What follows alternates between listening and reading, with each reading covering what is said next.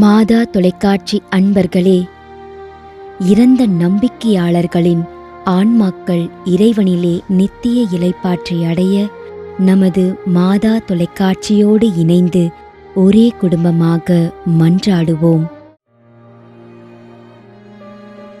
திரு Raymond Victor, Chinnalapatti.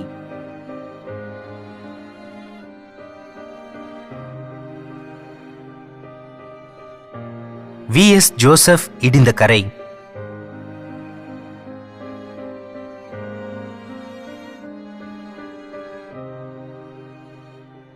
Augustine Peter, 1ஆம் ஆண்டு நினைவஞ்சலி.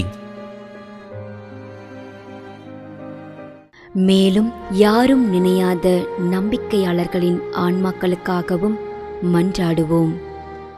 தந்தை, மகன், தூய ஆவியாரின் பெயராலே ஆமென்.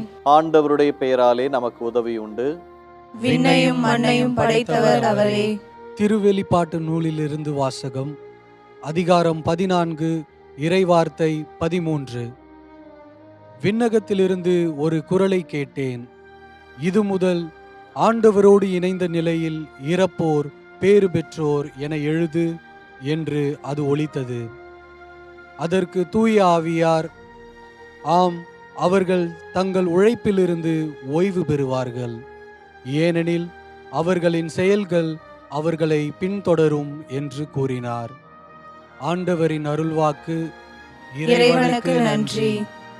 நம்மிடையே வாழ்ந்து இறந்து போன இறைவனின் அடியார்களுக்காகவும், மேலும் குறிப்பாக மாதா தொலைக்காட்சி வழியாக நீத்தார் நினைவில் இன்று நினைவு கூறும் இறைவனின் அடியார்கள் அனைவருக்காகவும் மன்றாடுவோம்.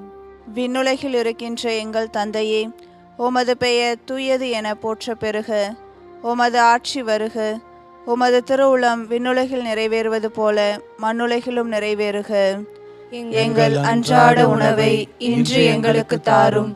எங்களுக்கு எதிராக குற்றம் செய்வோரே நாங்கள் மன்னிப்பது போல எங்கள் குற்றங்களை மன்னியும்.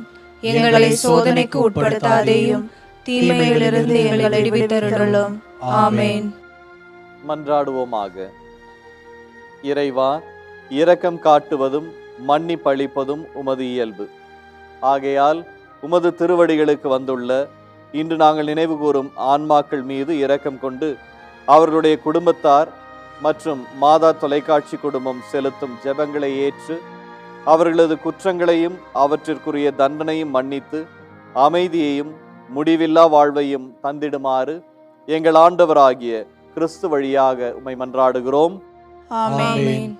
நிலையான இளைப்பாறுதலை ஆண்டவரே இவர்களுக்கு அளித்தருளும். முடிவில்லாத ஒளி இவர்கள் மேல் ஒளிர்வதாக. இறந்த நம்பிக்கையாளர்களின் ஆன்மாக்கள் இறைவனின் இரக்கத்தினால் அமைதியில் இளைப்பாறுவனவாக. ஆமென்.